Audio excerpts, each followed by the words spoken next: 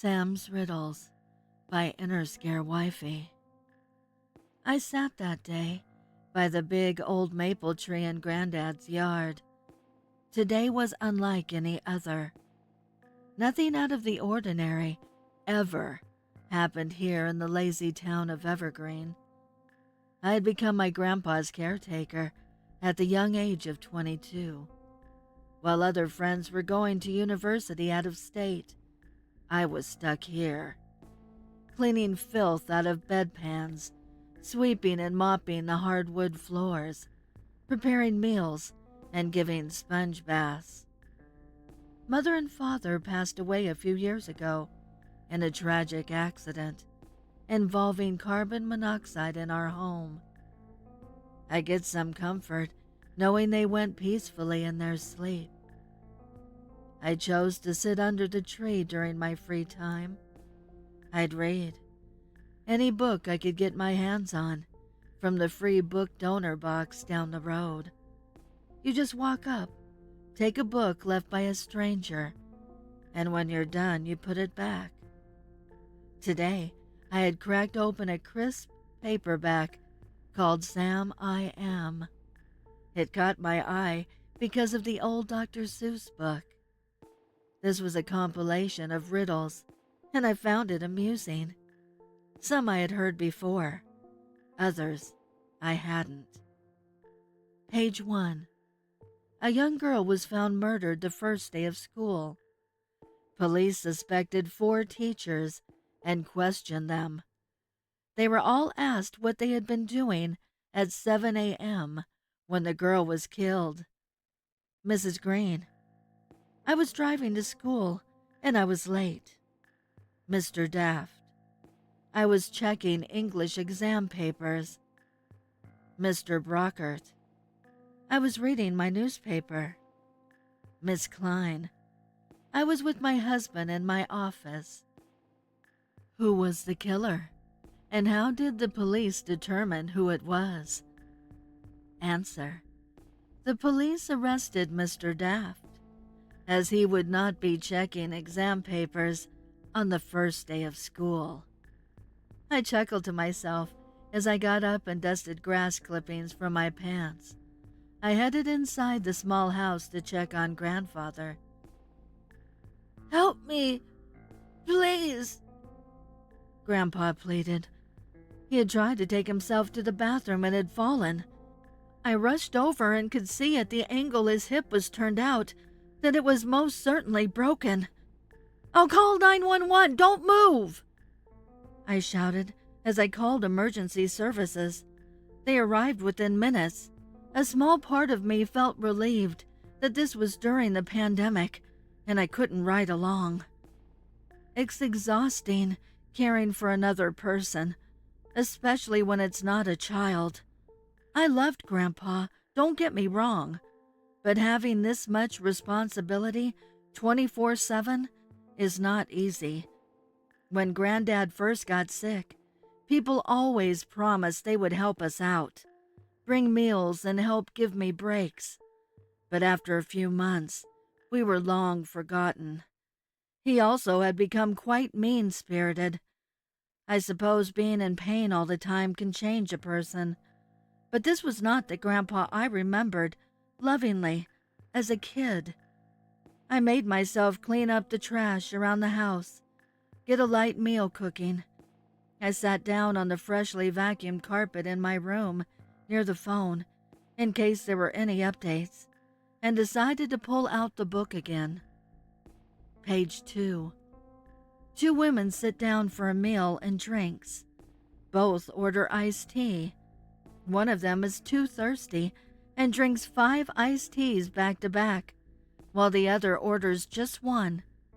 The one who ordered a single iced tea choked and died. All the iced teas were poisoned. How did the other one survive? Answer: the poison was in the ice cubes. The one who ordered 5 drinks drank them fast enough to not give the ice cubes a chance to melt. But the one who drank only 1 had her ice cubes melted. Ha! That's a good one. I'll remember to chug my Long Island iced teas from now on. I chuckled to myself.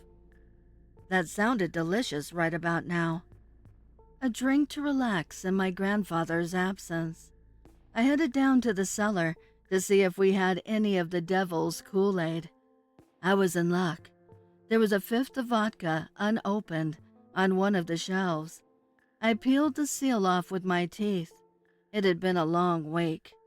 As a fiery liquid poured into my thirsty gullet, I immediately felt more at ease. I must have dozed off at some point, leaving the TV on at full blast, socks and shoes and my shirt trailing off towards my bedroom. The phone rang and startled me to the point that I could feel it palpitating all the way in my ears. "Motherfucker!" I exclaimed, feeling mild fury towards whoever was disturbing my rest. "Mr. Ledbetter, is that you? It's Lutheran Baptist Church," a snide woman from the other side of the receiver said with a drawl. "Yes, it's me. Any updates on Grandpa?" I asked. "Unfortunately, sir, I need to hand you over to the chaplain," she replied, this time a little kinder. "Hello, sir. I hate to inform you this way, but Mr. Ledbetter III has passed away." The chaplain kept speaking, but all I could hear now was a murmur. "Sir, are you there?" he asked, seemingly concerned. Yes, I gotta go," I said before I hung up, not letting him finish. I couldn't believe it. Grandpa was all I had left, and now he was gone too. Arrangements would have to be made. With the world as crazy as it was during that period of time, it would probably take months before I could lay him to rest. I cried many drunken tears that night. It's such a helpless feeling as a caretaker, especially if it's your loved one that passes away. You spend so much of your time catering to their needs, to their feelings, to then have them completely removed, except their memory, can be traumatizing. I think part of me felt something else too. Relief? It was all consuming before Granddad died. I couldn't date. I had no kids. I didn't travel. Life was all anew now. What I needed was sleep. There were 2 pills laying on his dresser. I took what looked like a sleeping pill, finished off my vodka, and laid down on the couch. It must have been 3 or 4 in the morning when I couldn't sleep any longer. My eyes just wouldn't close again. I was bored with the television. I decided to grab my book again. Anything to help pass this fucking time. Page 3. A psychopath killer always plays a game before killing his victims. He offers them 2 pills. One pill will kill them, and the other will not. But they don't know which is a poisoned one. When the victim chooses a pill and gulps it down with vodka, the killer always takes the other one. Somehow, he always survives. That seems oddly specific. What the I trailed off as foam filled my stomach, lungs, and poured out of my mouth onto the hardwood. The vodka twirled just outside my grip. Then, all went black.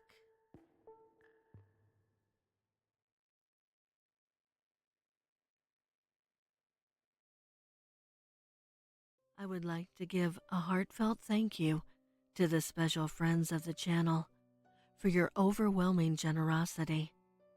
If you would like to support the channel, the link is below in the description. Also, please send me your stories and poems to duchessofdarkness.bsky.social@gmail.com. You can also find me on Instagram at duchess.of.darkness, and Twitter at duchessofdarkn2.